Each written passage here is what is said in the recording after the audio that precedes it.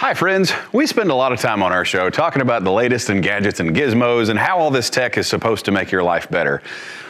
But what happens when your tech breaks? We have an expert coming in today to tell us just exactly what to do when something breaks, when to fix it, when to toss it, and maybe even when to recycle it. I'm Patrick Moats. Welcome to this week's Tech Byte. Tech Byte, sponsored by Epico's Comics, Cards, and Games. So we're joined in studio today by Aaron Aldaffer of chatt-fix. And what he's brought is some broken tech to talk about when it's time to fix it and what you should bail on. So Aaron, thank you for coming. Happy to be here. So let's start with this iPad. So obviously this iPad, do I fix it or do I junk it? Well, typically when you get a broken screen, which happens from when the kids are using it on the screen time, you can replace those pretty easily. Sometimes they're pretty cheap if you have a digitizer, which is the touchscreen.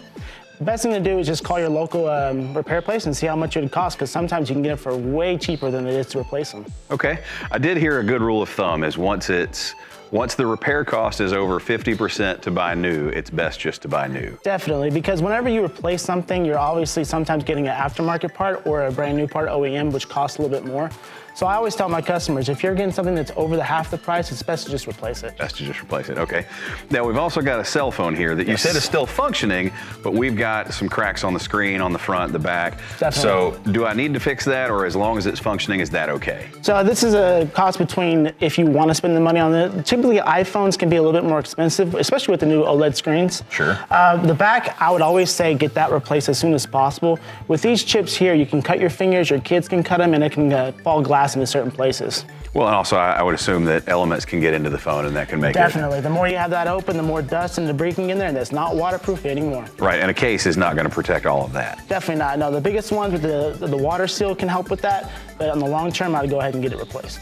All right, so obviously you fix iPads, cell phones.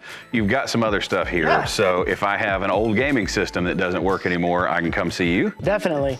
One of the things we specialize at chatt-fix is game consoles and drones, because not a lot of people in the market are doing that. Okay. You got the latest models from like Nintendo Switch to PS5, but also the classics like the old NES consoles. The ones that we grew up on, exactly. Yeah. So I can still play Mike Tyson's Punch-Out. Oh my gosh, if you're gonna get that far, I don't.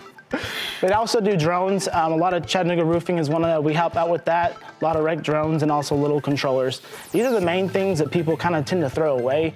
The controller's $70. I repair them anywhere between 15 to 20. Other shops run the same to keep it under that half price. So a lot of waste goes into throwing these away though. And when your tech can't be fixed, it's probably time to recycle it, but that is a later episode all by itself. Hey, if you have questions about today's episode, or you'd like to see us feature your idea, please shoot me an email. I'm Patrick Moats. Thank you for watching Tech Byte. Tech Byte, sponsored by Epico's Comics, Cards, and Games.